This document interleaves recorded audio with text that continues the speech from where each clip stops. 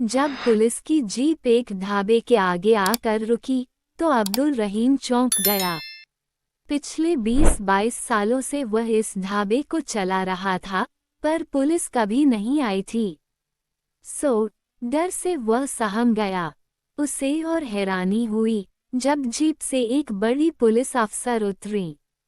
शायद कहीं का रास्ता पूछ रही होंगी, ये सोचते हुए अब्दुल रहीम अपनी कुर्सी से उठकर खड़ा हो गया कि साथ आए थानेदार ने पूछा, अब्दुल रहीम आपका ही नाम है? हमारी साहब को आपसे कुछ पूछताछ करनी है। वे किसी एकांत जगह बैठना चाहती हैं। अब्दुल रहीम उन्हें लेकर ढाबे के कमरे की तरफ बढ़ गया। पुलिस अफसर की मंद मंद मुस्कान ने उसकी झिझक और डर दूर कर दिया था। आइए मैडम, आप यहाँ बैठें। क्या मैं आपके लिए चाय मंगवाऊँ? मैडम, क्या आप नई सिटी एसपी कल्पना तो नहीं हैं? मैंने अखबार में आपकी तस्वीर देखी थी, अब्दुल रहीम ने उन्हें बिठाते हुए पूछा। हाँ, छोटा सा जवाब देकर वे आसपास का मुआयना कर रही थीं। एक लंबी चुप्पी के बाद कल्पना ने अब्दुल रहीम से पूछा, क्या आपको ठीक 10 साल पहले की वो होली याद है, जब एक 15 साला लड़की का बलात्कार आपके इस ढाबे के ठीक पीछे वाली दीवार के पास किया गया था? उसे चादर आपने ही उड़ाई थी और गोद में उठा उसके घर पहुंचाया था। अब चौंकने की बारी अब्दुल रहीम की थी।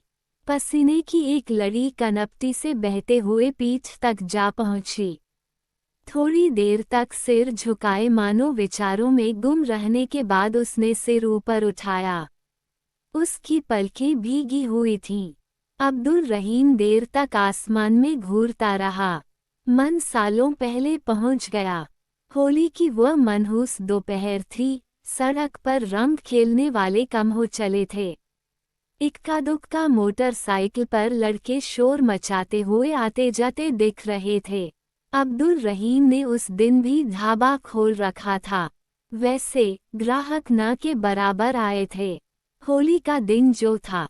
दोपहर होती देख अब्दुल रहीम ने भी ढाबा बंद कर घर जाने की सोची कि पिछवाड़े से आती आवाज़ों ने उसे ठिठकने पर मजबूर कर दिया।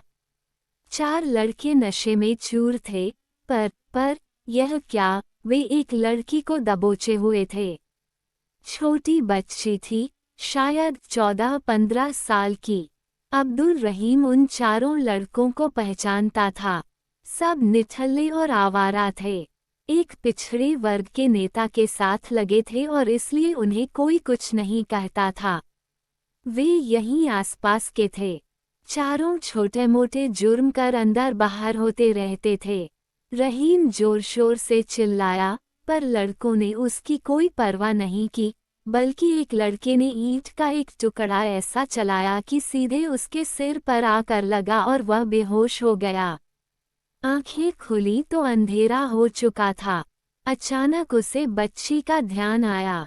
उन लड़कों ने तो उसका ऐसा हाल किया था कि शायद गिद्ध भी शर्मिंदा हो जाएं। बच्ची शायद मर चुकी थी। अब्दुल रहीम दौड़कर मेज पर ढका एक कपड़ा खींच लाया और उसे उसमें लपेटा। पानी के छींटे मार मार कर कोशिश करने लगा कि शायद कहीं जिंदा हो।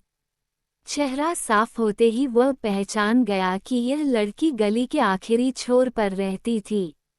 उसे नाम तो मालूम नहीं था, पर घर का अंदाजा था।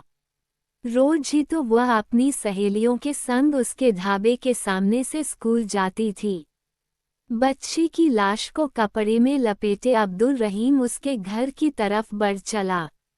रात गहरा गई थी। लोग होली खेलकर अपने अपने घरों में घुस गए थे, पर वहां बच्ची के घर के आगे भीड़ जैसी दिख रही थी। शायद लोग खोज रहे होंगे कि उनकी बेटी किधर गई। अब्दुल रहीम के लिए एक एक कदम चलना भारी हो गया। वह दरवाजे तक पहुंचा कि उससे पहले लोग दौड़ते हुए उसकी तरफ आ गए। कांपते हाथों से उसने लाश को एक जोड़ी हाथों में थमाया और वहीं घुटनों के बल गिर पड़ा। वहां चीख पुकार मच गई। मैंने देखा है। किसने किया है? मैं गवाही दूंगा कि कौन थे वे लोग, रहीम कहता रहा, पर किसी ने भी उसे नहीं सुना। मेज पर हुई थपकी की आवाज से अब्दुल रहीम यादों से बाहर आया। देखिए, उस केस को दाखिल करने का ऑर्डर आया है, कल्पना ने बताया। पर इस बात को तो सालों बीत गए हैं मैडम। रिपोर्ट तक दर्ज नहीं हुई थी। उस बच्ची के माता पिता शायद उसके गम को बर्दाश्त नहीं कर पाए थे और उन्होंने शहर छोड़ दिया था, अब्दुल रहीम ने हैरानी से कहा। मुझे बताया गया है कि आप उस वारदात के चश्मदीद गवाह थे। उस वक्त आप उन बलात्कारियों की पहचान करने के लिए तैयार भी थे। कल्पना की इस बात को सुनकर अब्दुल रहीम उलझन में पड़ गया। अगर आप उन्हें सजा दिलाना नहीं चाहते हैं तो कोई कुछ नहीं कर सकता है। बस उस बच्ची के साथ जो दरिंदगी हुई, उससे सिर्फ वही नहीं तबाह हुई, बल्कि उसके माता पिता की भी जिंदगी बदतर हो गई, सिटी एसपी कल्पना ने समझाते हुए कहा। 2 चाय लेकर आना, अब्दुल रहीम ने आवाज लगाई। जीप में बैठे लोगों को भी चाय पिलाना। चाय आ गई। अब्दुल रहीम पूरे वक्त सिर झुकाए चिंता में चाय सुरखता रहा। आप तो ऐसे परेशान हो रहे हैं जैसे आपने ही गुनाह किया हो। मेरा इरादा आपको तंग करने का बिल्कुल नहीं था, बस उस परिवार के लिए इंसाफ की उम्मीद है, अब्दुल रहीम ने कहा। हाँ मैडम, मैंने अपनी आंखों से देखा था उस दिन, पर मैं उस बच्ची को बचा नहीं सका। इसका मलाल मुझे आज तक है। इसके लिए मैं खुद को भी गुनाहगार समझता हूँ। कई दिनों तक तो मैं अपने आपे में भी नहीं था। 1 महीने बाद मैं फिर गया था उसके घर, पर ताला लटका हुआ था और पड़ोसियों को भी कुछ नहीं पता था। जानती हैं मैडम, उस वक्त के अखबारों में इस खबर ने कोई जगह नहीं पाई थी।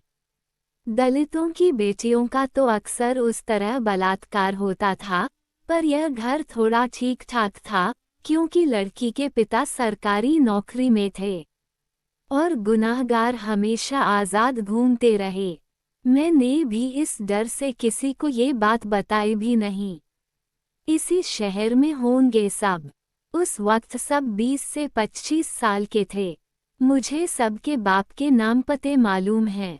मैं आपको उन सब के बारे में बताने के लिए तैयार हूँ। अब्दुल रहीम को लगा कि चश्मे के पीछे कल्पना मैडम की आंखें भी नम हो गई थीं। उस वक्त भले ही गुनाहगार बच गए होंगे। लड़की के माता पिता ने बदनामी से बचने के लिए मामला दर्ज ही नहीं किया, पर आने वाले दिनों में उन चारों पापियों की करतूत फोटो समेत हर अखबार की सुर्खी बनने वाली है। आप तैयार रहें, एक लंबी कानूनी जंग में आप एक अहम किरदार रहेंगे, कहते हुए कल्पना मैडम उठ खड़ी हुई और काउंटर पर चाय के पैसे रखते हुए जीप में बैठकर चली गईं। आज पहली बार किसी पुलिस वाले को चाय के पैसे देते देखा है, छोटू टेबल साफ करते हुए कह रहा था और अब्दुल रहीम को लग रहा था कि सालों से सीने पर रखा बोझ कुछ हल्का हो गया था। इस मुलाकात के बाद वक्त बहुत तेजी से बीता। वे चारों लड़के, जो अब अधेड़ हो चले थे, उनके खिलाफ शिकायत दर्ज हो गई। अब्दुल रहीम ने भी अपना बयान रिकॉर्ड करा दिया। मीडिया वाले इस खबर के पीछे पड़ गए थे, पर उनके हाथ कुछ खास खबर लग नहीं पाई थी। अब्दुल रहीम को भी कई धमकी भरे फोन आने लगे थे, सो उन्हें पूरी तरह पुलिस सिक्योरिटी में रखा जा रहा था। सबसे बढ़कर कल्पना मैडम खुद इस केस में दिलचस्पी ले रही थीं और हर पेशी के वक्त मौजूद रहती थीं। कुछ उत्साही पत्रकारों ने उस परिवार के पड़ोसियों को खोज निकाला था, जिन्होंने बताया था कि होली के कुछ दिन बाद ही वे लोग चुपचाप बिना किसी से मिले कहीं चले गए थे, पर बात किसी से नहीं हो पाई थी। कोर्ट की तारीखें जल्दी जल्दी पड़ रही थीं, जैसे कोर्ट भी इस मामले को जल्दी अंजाम तक पहुंचाना चाहता था। ऐसी ही एक पेशी में अब्दुल रहीम ने साल भर बाद बच्ची के पिता को देखा था। मिलते ही दोनों की आंखें नम हो गईं। उस दिन कोर्ट खचाखच भरा हुआ था। बलात्कारियों का वकील खूब तैयारी के साथ आया हुआ मालूम दे रहा था। उसकी दलीलों के आगे केस अपना रुख मोड़ने लगा था। सभी कानून की खामियों के सामने बेबस से दिखने लगे थे। जनाब, सिर्फ एक अब्दुल रहीम की गवाही को ही कैसे सच माना जाए? मानता हूं कि बलात्कार हुआ होगा, पर क्या ये जरूरी है कि चारों ये ही थे? हो सकता है कि अब्दुल रहीम अपनी कोई पुरानी दुश्मनी का बदला ले रहे हों। क्या पता इन्होंने ही बलात्कार किया हो और फिर लाश पहुंचा दी हो। धूर्त वकील ने ऐसा पासा फेंका कि मामला ही बदल गया। लंच की छुट्टी हो गई थी। उसके बाद फैसला आने की उम्मीद थी। चारों आरोपी मूंछों पर ताव देते हुए अपने वकील को गले लगाकर जश्न सा मना रहे थे। लंच की छुट्टी के बाद जज साहब कुछ पहले ही आकर सीट पर बैठ गए थे।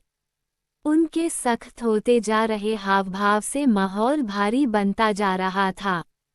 क्या आपके पास कोई और गवाह है जो इन चारों की पहचान कर सके? जज साहब ने वकील से पूछा, तो वह बेचारा बगले झांकने लगा। पीछे से कुछ लोग हाया हाया का नारा लगाने लगे। चारों आरोपियों के चेहरे दमकने लगे थे। तभी एक आवाज आई, हाँ, मैं हूँ। चश्मदीद ही नहीं, भुक्तभोगी भी। मुझे अपना पक्ष रखने का मौका दिया जाए। सबकी नजरें आवाज की दिशा की ओर हो गईं। जज साहब के इजाजत है बोलने के साथ ही लोगों ने देखा कि उनकी शहर की एसपी कल्पना कटघरे की ओर जा रही हैं। पूरे माहौल में सनसनी मच गई।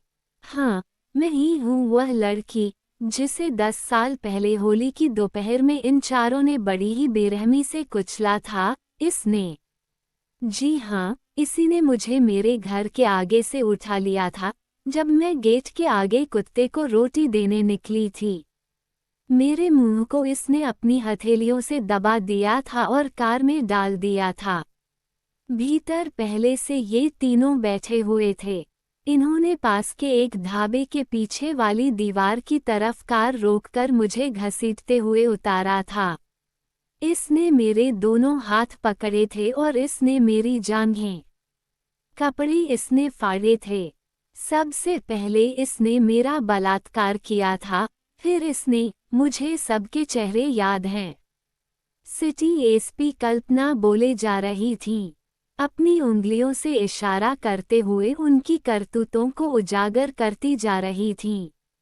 कल्पना के पिता ने उठकर 10 साल पुराने हुए मेडिकल जांच के कागजात कोर्ट को सौंपे, जिसमें बलात्कार की पुष्टि थी।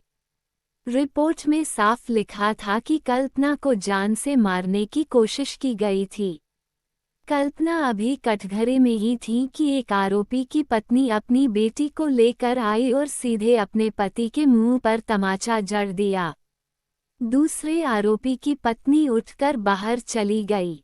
वहीं एक आरोपी की बहन अपनी जगह खड़ी होकर चिल्लाने लगी, शर्म है, लानत है, एक भाई होते हुए तुमने ऐसा कैसे किया था? जज साहब, मैं बिल्कुल मरने की हालत में ही थी। होली की उसी रात मेरे पापा मुझे तुरंत अस्पताल लेकर गए थे, जहां मैं जिंदगी और मौत के बीच कई दिनों तक झूलती रही थी।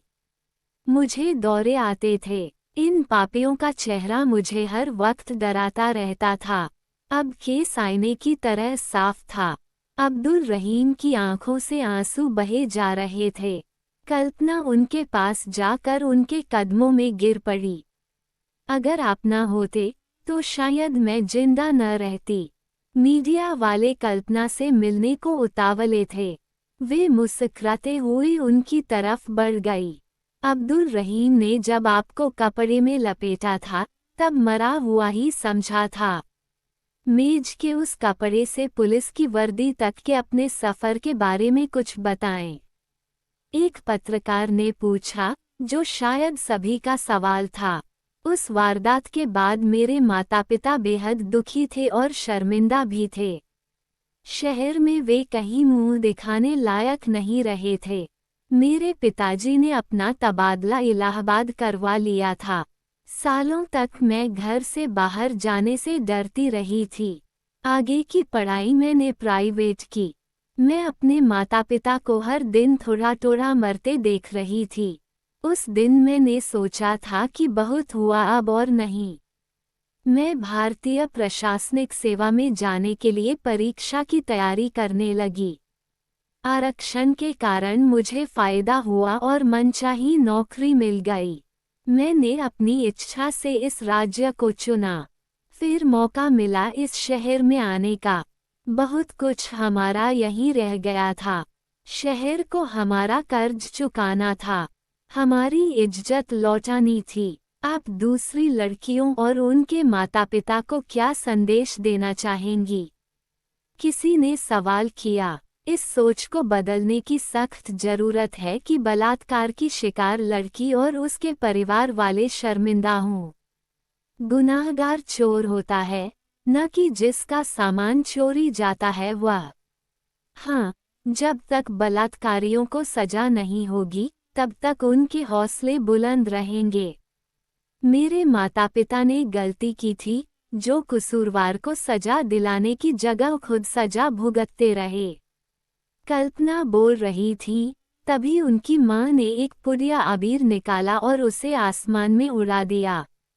सालों पहले एक होली ने उनकी जिंदगी को बेरंग कर दिया था। उसे फिर से जीने की इच्छा मानो जाग गई थी। दोस्तों, अगर वीडियो अच्छा लगा तो वीडियो को लाइक और चैनल को सब्सक्राइब जरूर करें। और यह कहानी आपको इसलिए सुनाई जाती है ताकि आप लोग इन कहानियों में से कुछ न कुछ सीख सको और अपने जीवन में उस चीज़ को अप्लाई कर सको।